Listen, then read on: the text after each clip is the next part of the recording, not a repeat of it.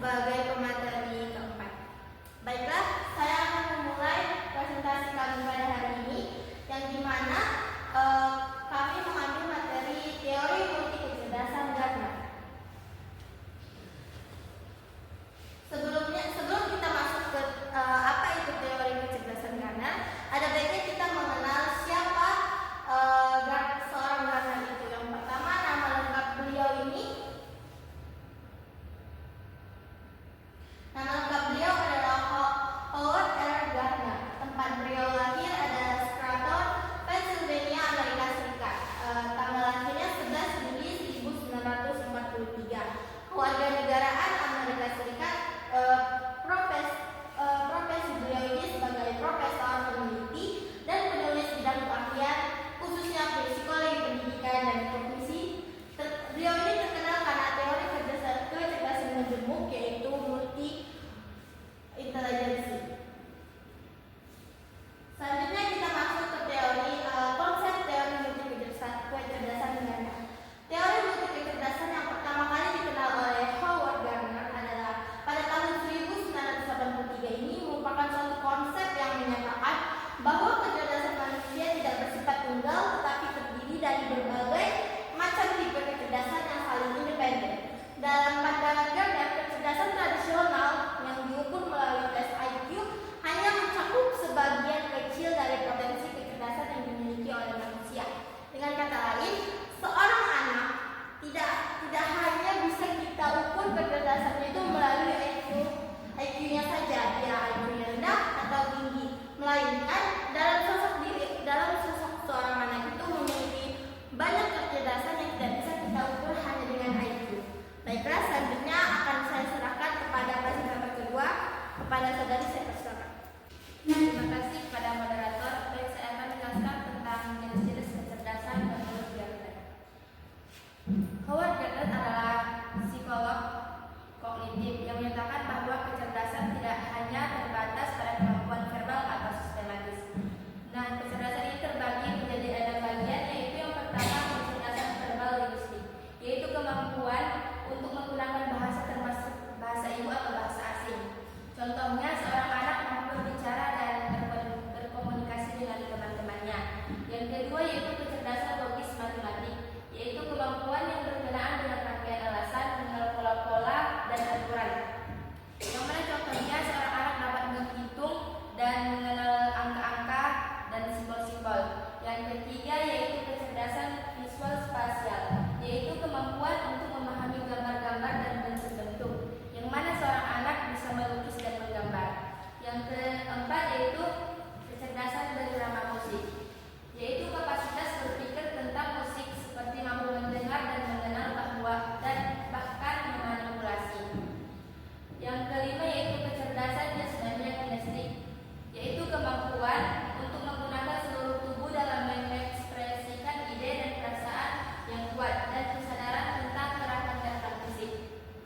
Contohnya seorang anak dapat mengontrol dan mengkoordinasikan gerakan tubuh mereka supaya mereka dapat melompat dan berlari.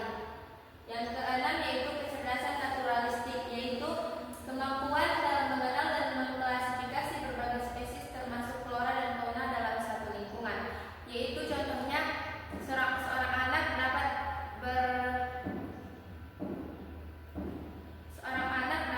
berinteraksi dengan tumbuhan atau hewan. Mungkin sampai di sini yang dapat saya sampaikan. Saya kembalikan kepada moderator. Terima kasih kepada saudari Nanda. Selanjutnya akan dilanjutkan oleh presentator ketiga, pada saudari saya persilakan. Baik, di sini saya akan menjelaskan tentang penerapan teori multi kecerdasan dalam pendidikan. Nah, jadi yang pertama ada setiap siswa memiliki kecerdasan yang berbeda sehingga materi pembelajaran harus beragam. Jadi setiap siswa itu pasti memiliki kemampuan dan kepintaran yang berbeda. Jadi kita sebagai guru itu di dalam kelas kita harus pandai untuk mengalihkan mereka agar mereka tidak merasakan bosan di dalam kelas. Misalnya ada orang yang merasa bosan di kelas, jadi kita harus membuat suasana di kelas itu menjadi lebih menyenangkan. Yang kedua ada pembelajaran dapat disesuaikan dengan kecerdasan dominan siswa seperti linguistik, kinestik,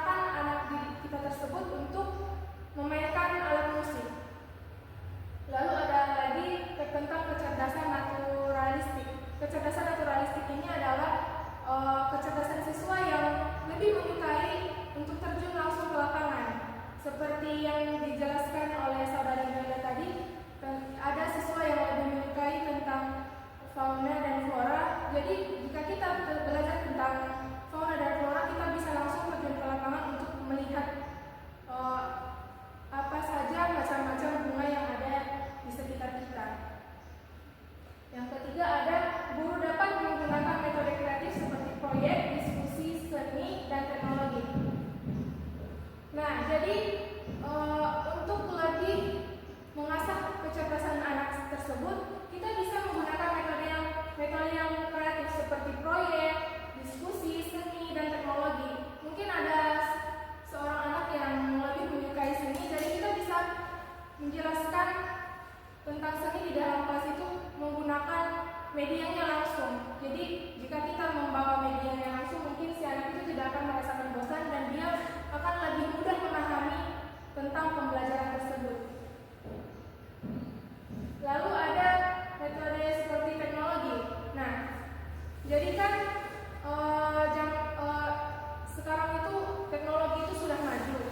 Mungkin si anak itu kalau di rumah dia daripada main game terus, kita bisa memberikan arahan atau kita bisa memberikan link video YouTube yang bisa untuk mengalihkan si anak ini untuk bisa belajar di rumah melalui teknologi dengan melalui menonton YouTube. Lalu ada penilaian lebih holistik, tidak hanya ujian tertulis tetapi juga berbasis proyek dan portofolio. Jadi kecerdasan siswa itu tidak hanya tertulis saja. Jadi kita sebagai guru itu kita bisa membuat seperti berbasis proyek itu, yaitu praktek langsung, yaitu dengan berbasis proyek itu akan kita lebih mengetahui semana jauhkah kemampuan siswa tersebut terhadap keterampilan yang dia lakukan.